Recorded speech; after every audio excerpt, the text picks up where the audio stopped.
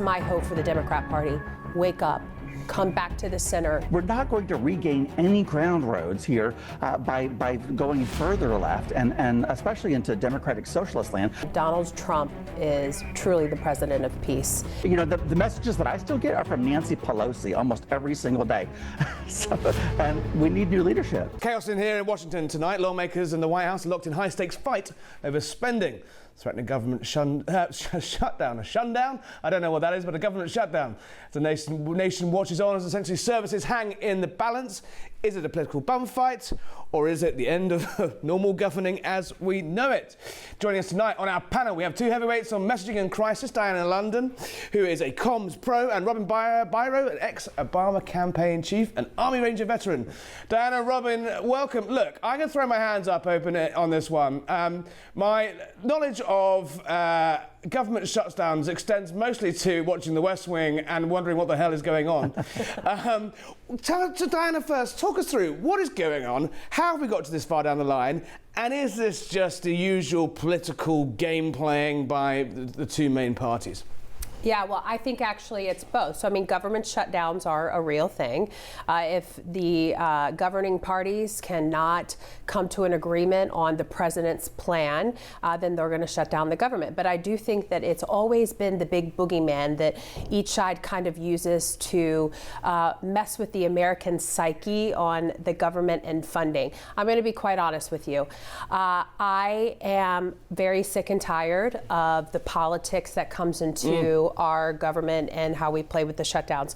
The people of the United States overwhelmingly elected our president, and they support his agenda.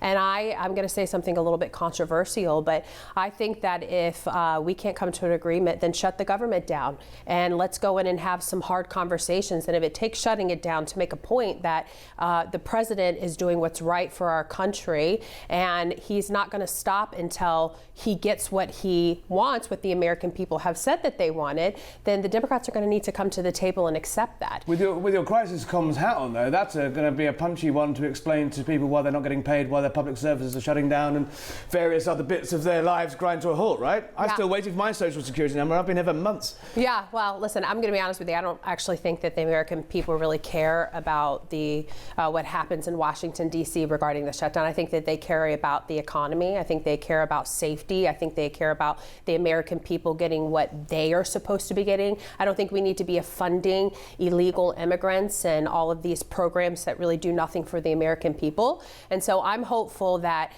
we can, obviously we want the government to stay open, but I'm tired of each side leveraging that boogeyman to mess with the American people's emotion on, making a deal. So I think we're going to see it stay open. I think the Democrats are going to come to the table because ultimately I think this is actually an L for them, not for the president.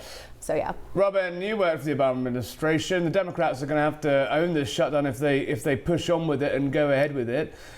Is that good news for them? Or, how's the Democratic leadership on the Hill going to effectively tool up and use this as a measure in their campaign against Donald Trump? You know, one thing that I struggle with my party, the Democratic Party, is that we just are no good at messaging. So even though Republicans control the House, the Senate, and the executive, this shutdown will be pinned on our shoulders because we have people like Chuck Schumer dilly-dallying and saying that it's about health care when the CBO, the Congressional Budget Office, already said that about 900,000 people are on the medical rolls that shouldn't be on there. Sure, there's 16 million people that may risk losing coverage, but there are almost 100,000 of them that shouldn't be on there anyways. So we do need to have a look at these things. My party, we could really suffer in the midterms because, like I said, we're just not good at messaging. And I really don't see anybody out there. Republicans are pretty masterful at messaging. They're saying that this is the Democrats' fault, and I don't see many parties saying anything to the contrary other than, but health care for non-citizens. That's a non-starter. I mean, that's not popular with anybody in our country. Maybe the most minute segment of the population, but I mean, you're talking about a 95% unpopularity rating probably for healthcare for non-residents. Yeah, Robin, look, it strikes me that the Democrats are still kind of punch drunk from last November. They're still sort of reeling around with their fingers in their ears, trying to work out what the hell happened to them there. We've got Kamala Harris on her sort of, masochism apology, tour, taking down a load of her rivals. This does feel like, though, this is the first time the Democrats have got back on the pitch, on the Hill, really, since January, in actually forcing an issue. Obviously, they don't naturally have a sort of leadership emerging yet. Is this going to help them, though, get back, get their ducks in a row, get back to sort of focusing on those midterms in 26, or have they picked the wrong battle?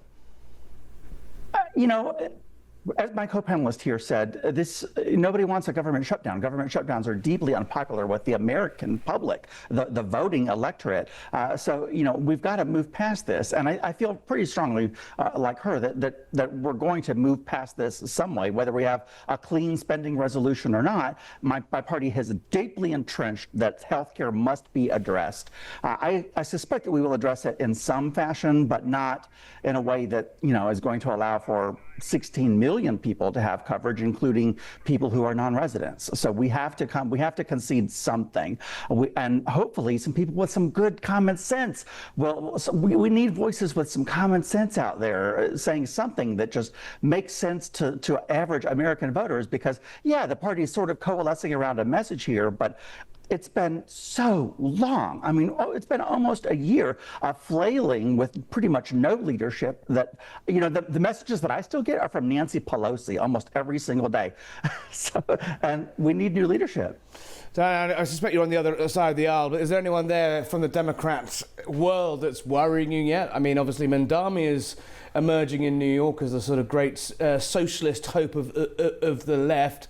AOC is sort of, flirting with that sort of vote. But in terms of actually landing blows and closing the gaps on the economy, on healthcare, on immigration, is there anyone yet that's worrying you from the Democrat side?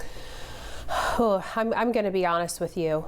I have no hope for the current Democrat Party right now and the leadership that they've put up. They clearly have not learned from this last election about what the American people care about. That's the economy, that's ending forever wars, that's America first, that's building our own homeland and bringing opportunities back here. And I don't understand what the Democrats are doing. Why are you ushering forward blatant communist who, listen to what Mandani stands for. There's not one thing. Abolishing billionaires, I think, was one of them. He wouldn't criticize Hamas this week when asked directly to do that. We've seen in Britain how it goes when you try to nationalise various things. He wants to sort of have nationalised grocery shops. This is a gift. This is a gift the Republicans. Right? Yeah, absolutely. And I think that's why you see Chuck Schumer not endorsing it. They're talking, they're communicating, because he knows that he will automatically become the front person of their party.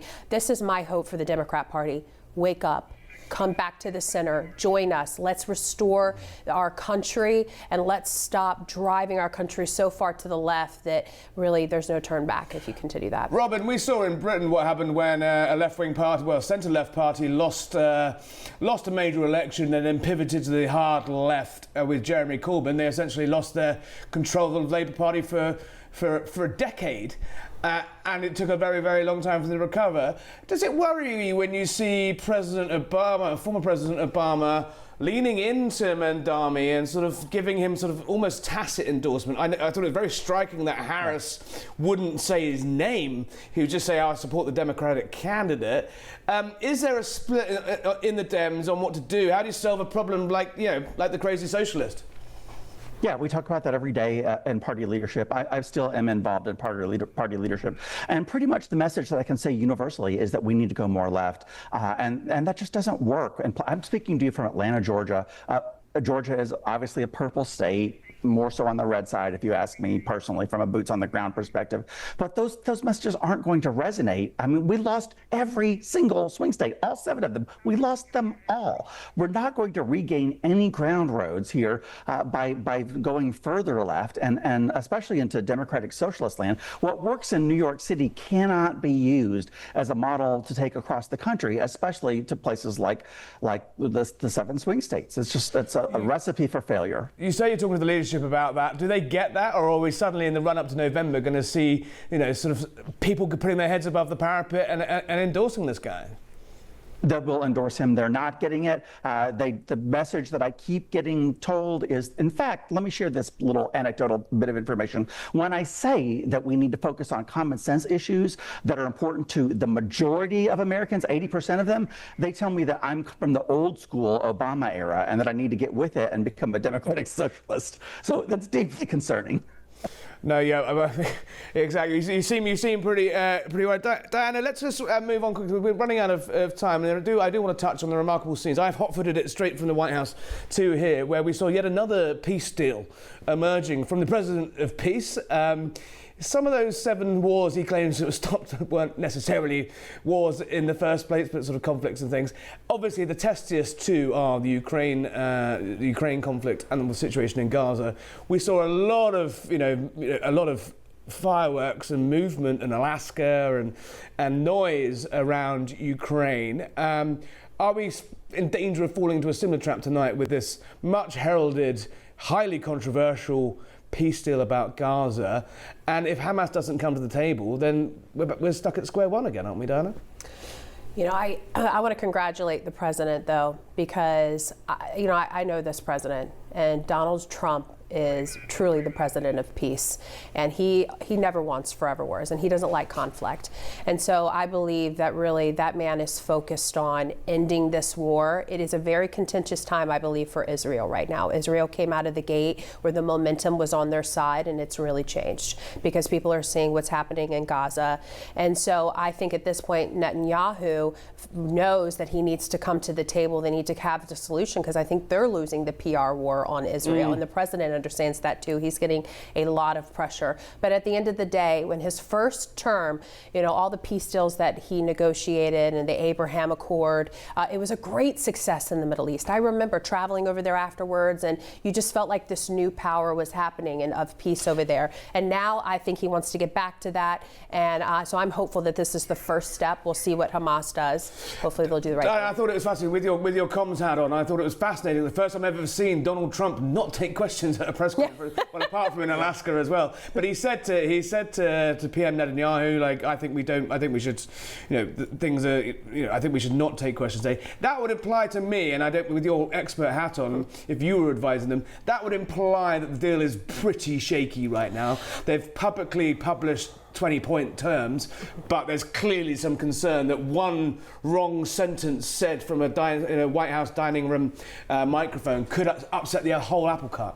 Yeah, well, we know the president loves to take questions. That's one thing we love about President Trump. But he's certainly transparent. Yes, he is. But what I saw him do today was he did open it up for questions, and he said to President, Prime Minister Netanyahu, would you like to take a question from a very friendly Israeli reporter? Yeah. And then he said, I think right now we need to flush some more details out before we start doing it. So I think right now we are at the beginning. Everybody is at the table. Yep.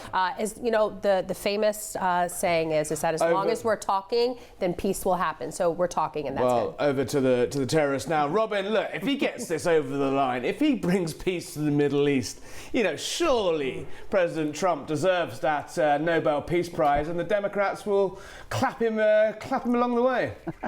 Hey, Hillary Clinton said she would nominate him for one if that were to happen. Now, do I believe that? No, I don't see her doing that. But I'm telling you, I fought for 10 years as a U.S. Army Ranger. And that was a 21-year war that we did with OIF and OEF, and it's just no good. I mean, it might benefit you could argue that it could benefit the economy in some ways. But all right, no, Robin, Diana, I'm afraid we're out of time. That's all we've got time for on Save the West tonight. Good night. Don't forget to subscribe on YouTube. See you tomorrow.